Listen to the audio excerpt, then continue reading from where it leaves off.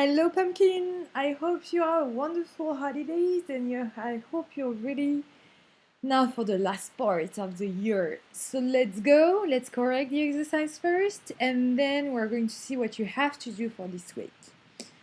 Alright. Donc, dans un premier temps, corrigeons l'exercice. Donc, vous deviez d'abord écouter un document audio, prendre des notes, créer un petit texte en utilisant les notes, et puis ensuite on avait un petit summary, un petit résumé à compléter.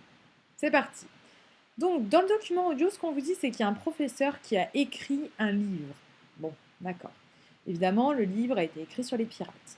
Il dit que les pirates avaient une vie qui était difficile, difficult life. They didn't sleep much. Ils ne dormaient pas beaucoup. Vous vous souvenez? Didn't.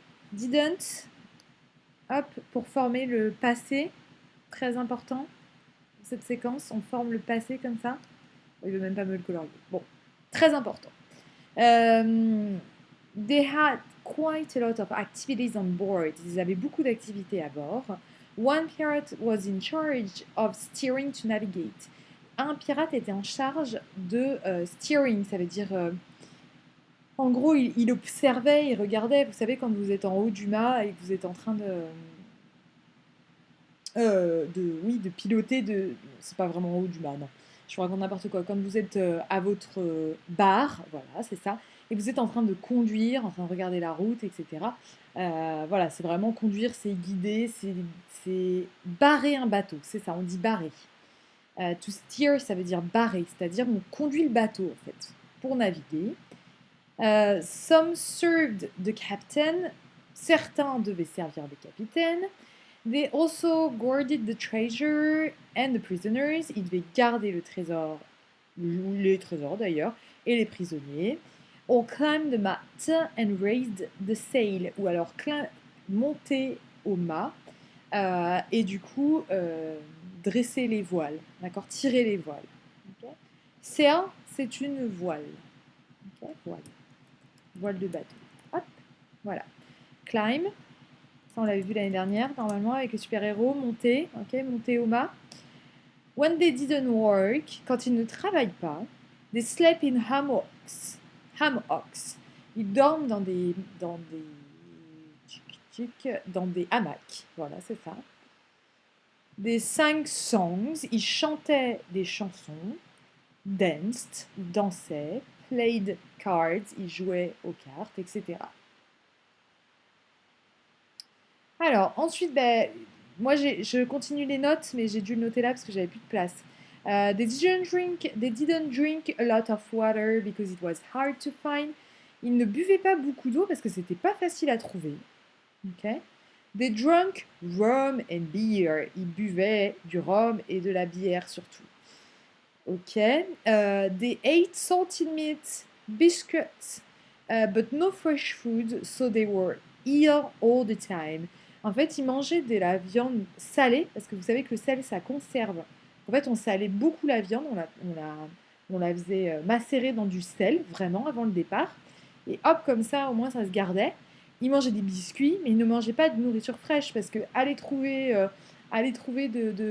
des fruits et des légumes sur un bateau, pas facile. Donc en fait, ils étaient malades tout le temps à cause de leur nourriture, entre le rhum et la bière et les biscuits et la nourriture qui était trop salée. Bah, du coup, ils étaient malades tout le temps. Ill, ça veut dire malade. Okay? Malade.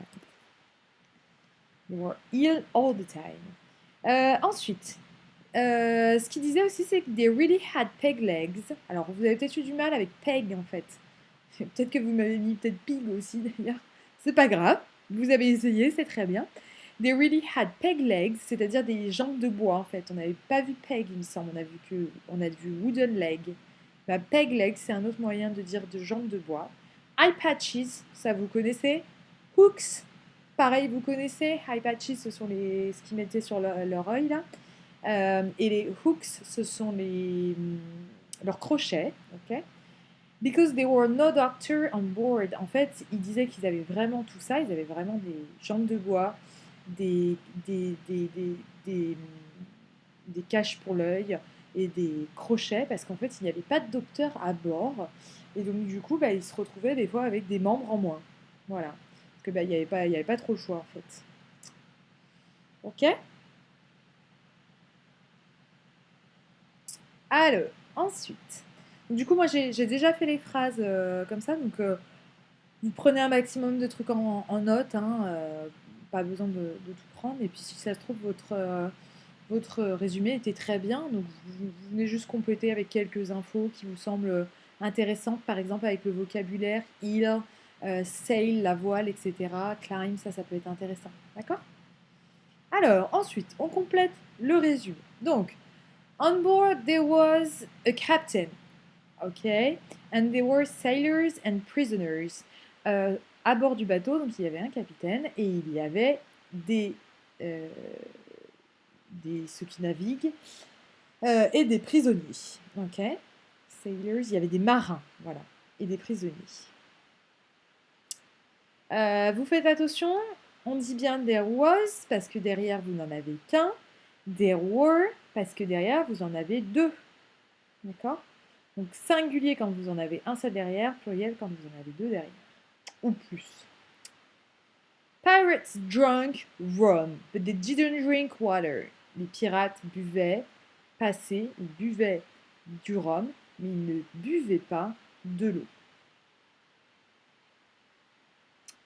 Surtout si vous avez encore du mal avec les négations, n'hésitez pas à me redire. Hein, normalement, je peux revenir dessus sans problème, mais vous vous souvenez que c'est forcément votre sujet.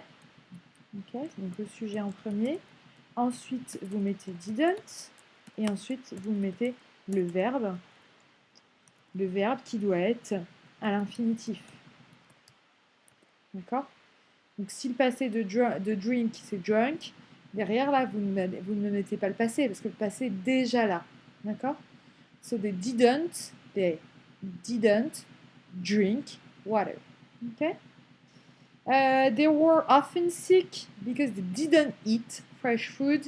Ils étaient souvent malades. Encore un autre mot pour dire malade. Ill, sick. Parce qu'ils ne mangeaient pas du coup de nourriture fraîche. And ate dry biscuits. Et ils mangeaient des biscuits séchés, des biscuits secs. Plutôt. They played cards. Ils jouaient aux cartes. They slept in hammocks. Ils dormaient dans des hamacs.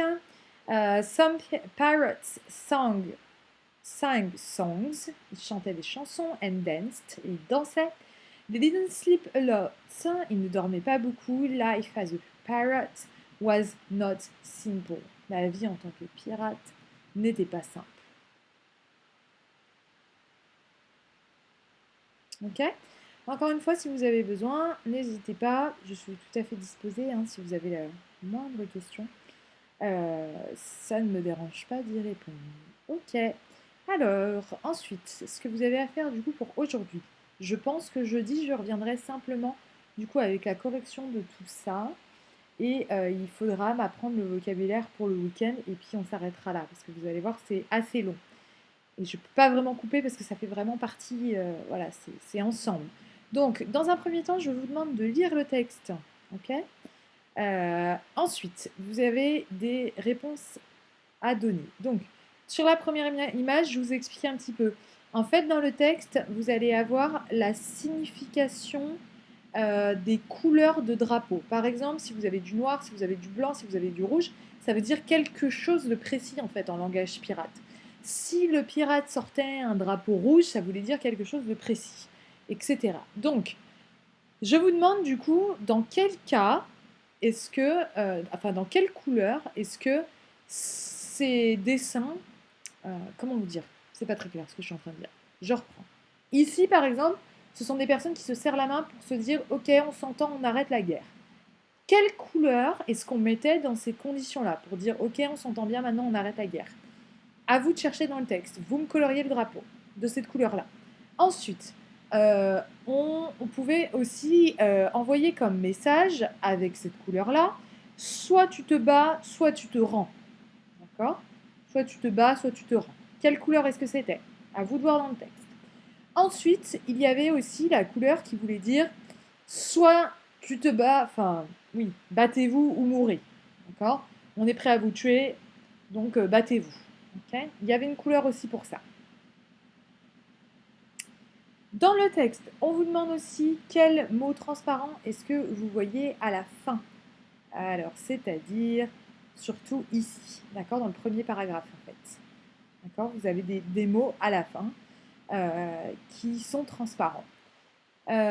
Spot the words used to describe a location in the description of the three flags. Il faut me trouver du coup des mots qui décrivent la localisation euh, de chaque élément du drapeau, par exemple là, au milieu, à gauche, à droite, en haut, en bas, etc. Dans le texte, vous avez des mots qui font référence du coup à la localisation des objets, des éléments du drapeau. Ensuite, je vous demande de matcher les descriptions. Alors, page 55, vous ne l'avez pas, mais vous matchez les descriptions du coup entre ces trois descriptions-là. Donc, vous avez Christopher's Moody's flag, Bartholomew's Robert's flag, Bartholomew, oui, Robert's flag, Calico Jack Rockman's flag. Donc, à vous du coup de relier ces trois flags, ces trois drapeaux qui vous sont décrits, et de me les relier ici. Ok? À partir de la description. Ensuite, je suis désolée, c'est pas du tout net, mais je vous demande de matcher du coup le symbole, de matcher le dessin avec le mot qui est, enfin avec le mot correct. Donc vous avez a skeleton, vous avez an arm, vous avez wings, vous avez a flag, je peux même faire un zoom encore plus.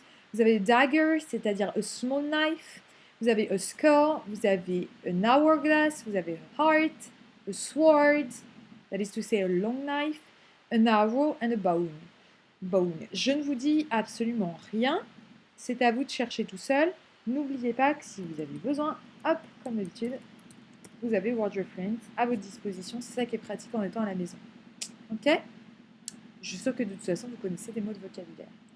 Ensuite, et c'est pour ça que je vous dis que je pense que je ne vous donnerai rien d'autre à faire avant la semaine d'après. Vous devez du coup lire la description de ce drapeau. Là, vous avez une petite description. Vous me le dessinez. Ok? Et pour finir, du coup, je vous demande de dessiner votre propre drapeau et de le décrire avec des phrases. D'accord? Bon, le décrire à son partenaire, ça vous ne pouvez pas. Mais voilà, ok? Et ensuite, si vous avez le temps, vous me faites la step 8. Ok? Ça, on va dire que c'est facultatif. C'est-à-dire que à partir de ce drapeau, vous me créez des instructions, sachant que tous les éléments qui sont là, le sablier, les ailes, les têtes de mort, etc., c'est du vocabulaire que vous avez là. D'accord? Donc celui-là, soit vous le faites, soit vous ne le faites pas. Si vous avez le temps, vous le faites, sinon vous ne le faites pas. Ok? Et voilà, donc comme je vous ai dit, normalement je reviendrai vers vous simplement jeudi pour faire la correction de ces exercices-là. Et puis après, normalement je vous laisserai simplement apprendre le vocabulaire. Ok? Ce sera tout pour cette semaine. N'hésitez pas si vous avez la moindre question, je suis tout à fait disposée à vous répondre. Et je vous souhaite bon travail maintenant. Goodbye!